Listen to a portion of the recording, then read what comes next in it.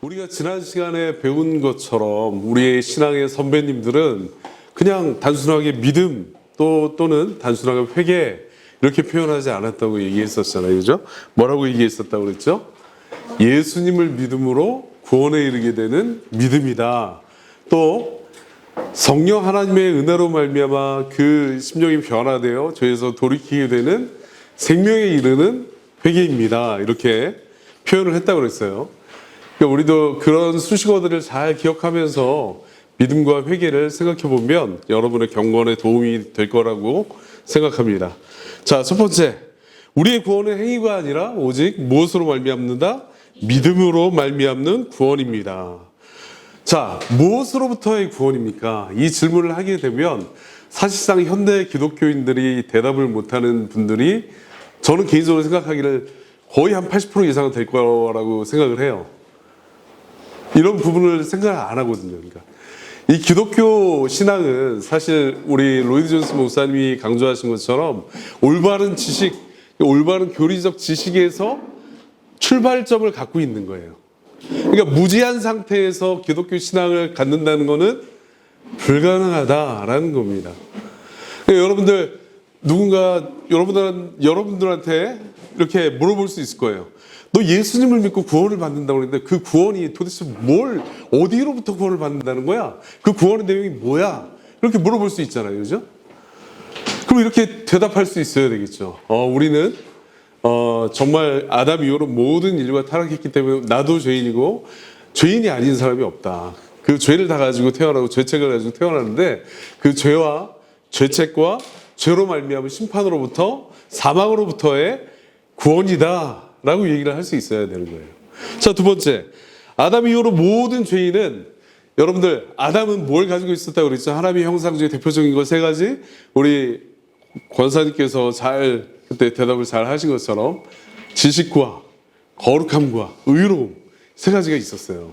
대표적으로 다른 형상도 있지만 그게 대표적인 거예요. 근데 이 아담이 타락함으로 말미암아 그 모든 것들이 오염되고 특별히 이 의로움이라는 부분은 다 잃어버렸어요. 다 전무예요. 전무.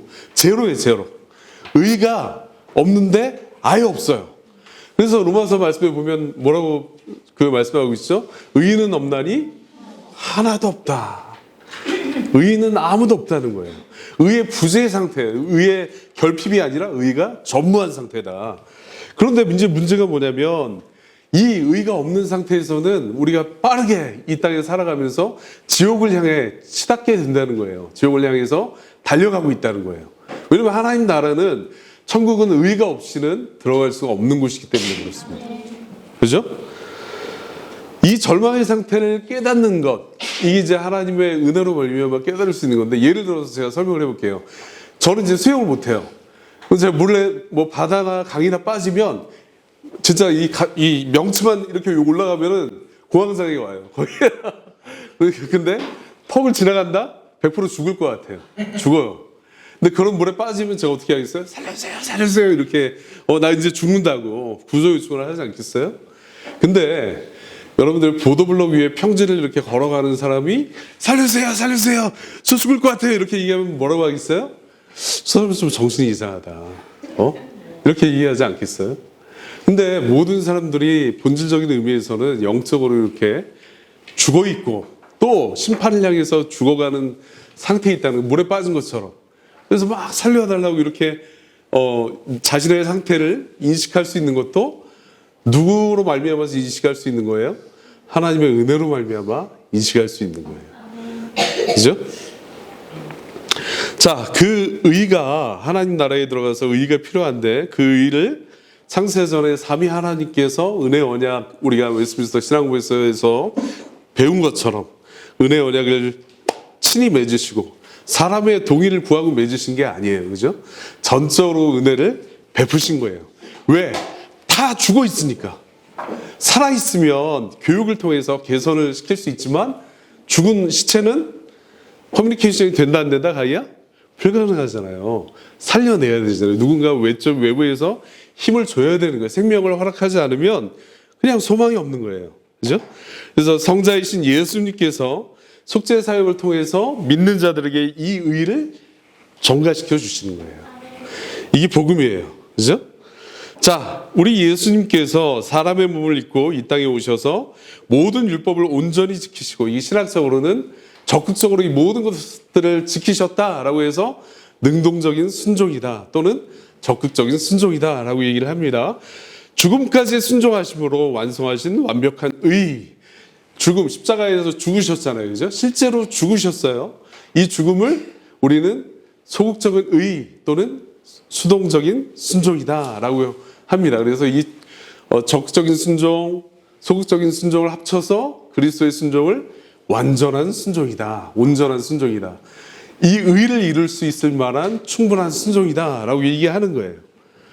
자, 그 완전한 의를 수여받는 통로가 바로 우리를 구원하게 하는 수단이자 도구인 믿음이라는 거예요. 이 믿음이 아주 보배롭다고 칭하는 이유가 여기에 있어요. 우리가 이 믿음을 설명할 때 수많은 신학자들이 이렇게 설명합니다. 수도꼭지와 물의 비유를 하는 거예요. 자, 물이 그리스도의 의라고 생각을 해봅시다. 복음에 있는 충만한 내용이라고 생각해 보세요. 근데 이 복음의 그 물을 퍼서 우리한테 공급해주는 그 기관이 뭐예요? 수도꼭지예요. 수도꼭지. 우리의 목적은 뭐예요? 수도꼭지에 있어요? 아니면은 그 물에 있어요? 물에 있는 거예요. 그죠? 그리스도의 의를 전가받는데 우리의 목적이 있는 거예요. 근데 그 통로이자 수단이 뭐다? 수도꼭지인 믿음이다 라고 하는 거예요. 그러니까 이 믿음으로 말미암아 예수님의 의를 받는 거예요. 우리가 전가받는 거예요. 전가라는 말을 여러분들이 어려울 수 있지만 전달해 주는 것이다 라고 이렇게 이해하면 될 것 같아요. 예수님이 자기가 다 이루신 의, 우리는 율법을 지킬 수도 없기 때문에 다 실패했는데 예수님은 다 성공하셨어요.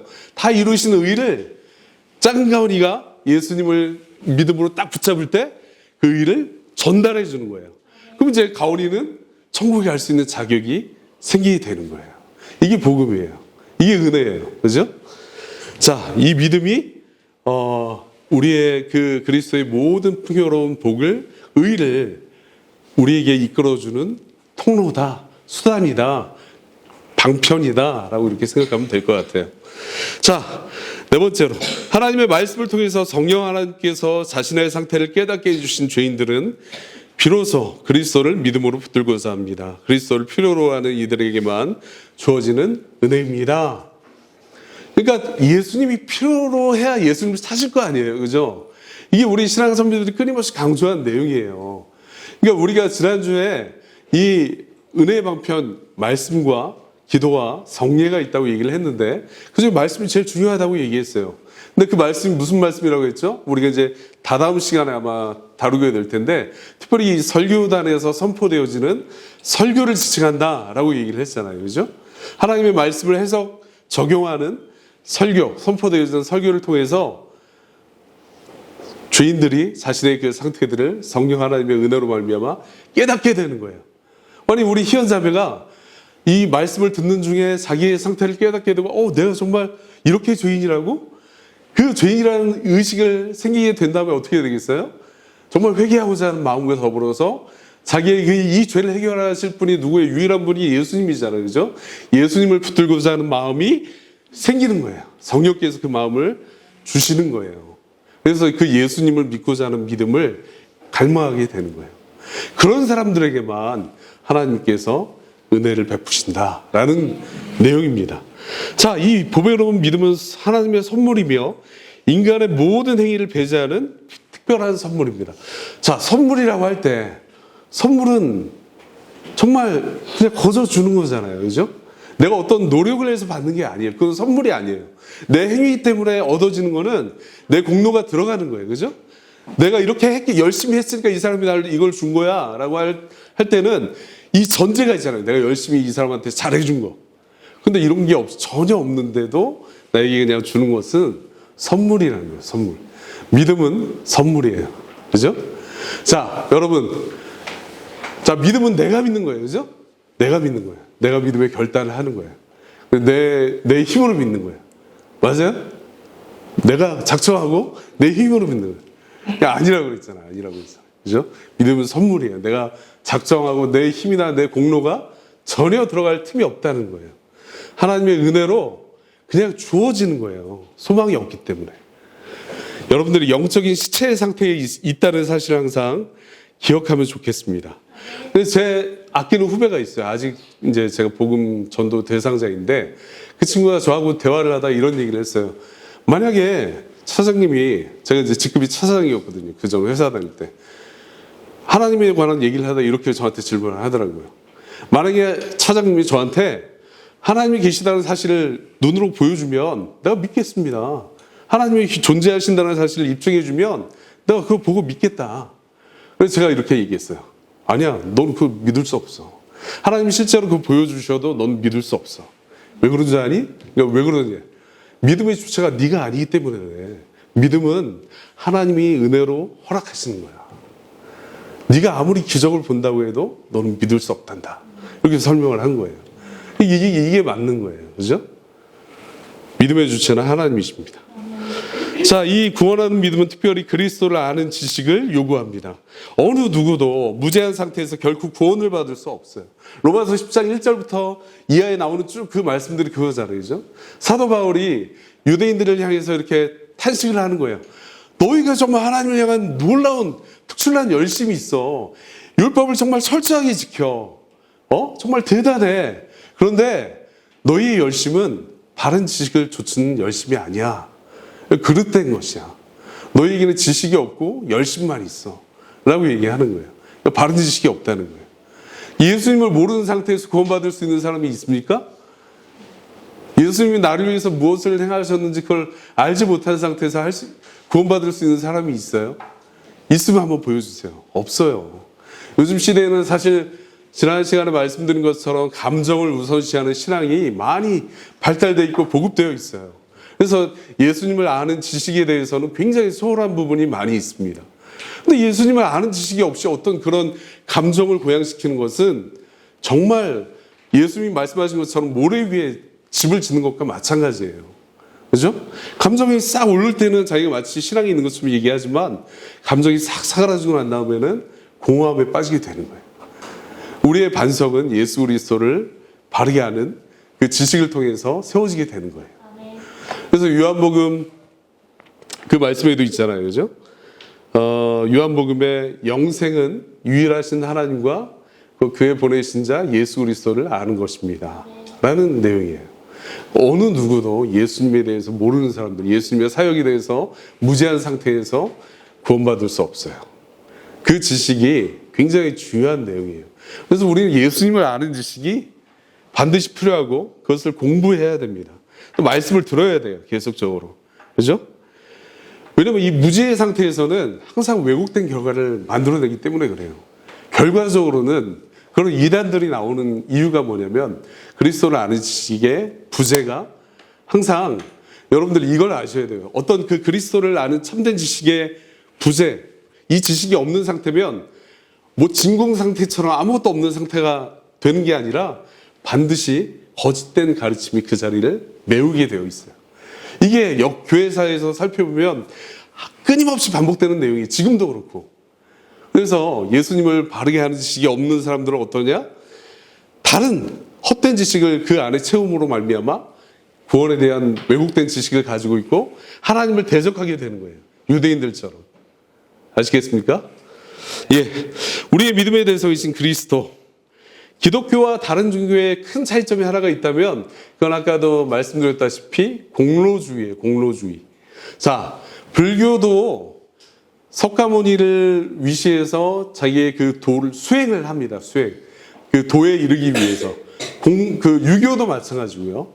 그다음에 힌두교도 마찬가지예요. 그죠? 자기의 공로가 필요해요. 구원을 얻기 위해서 자기의 공로가 필요한 거예요. 심지어 로마 카톨릭도 마찬가지예요.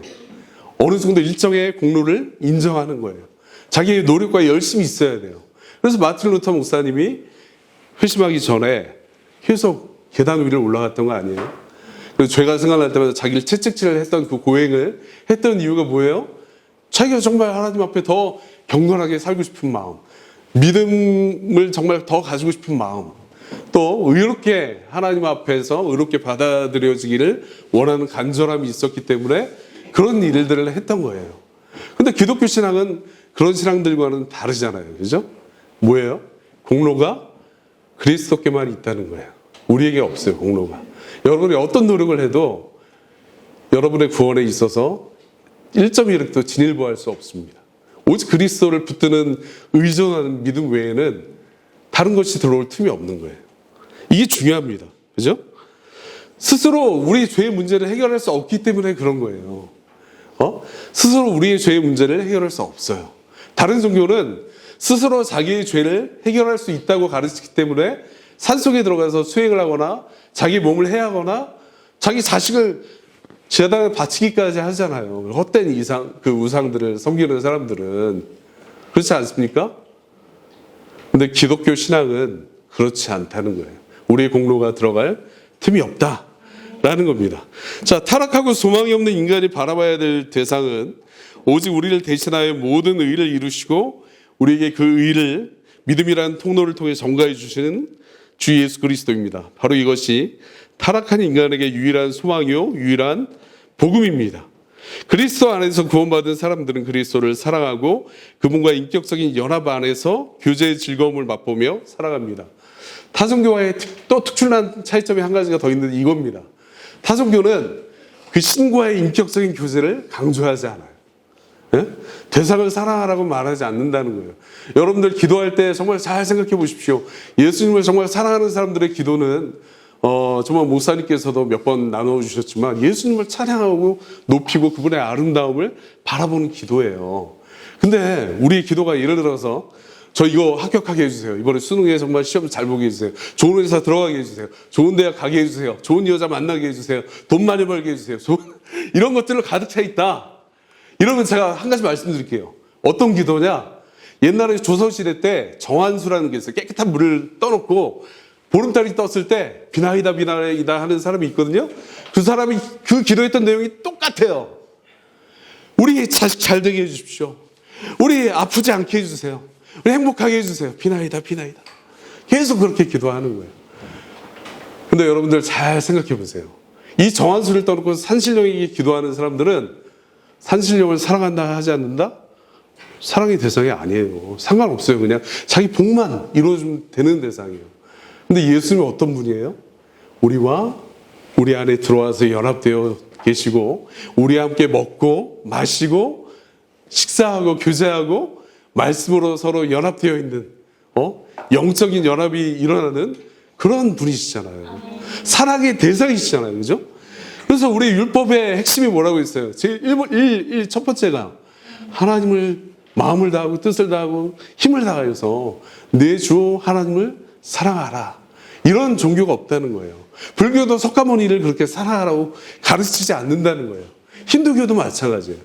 심지어 이슬람교도 마찬가지예요. 마호메시나 알라 신을 사랑하라고 말하지 않습니다.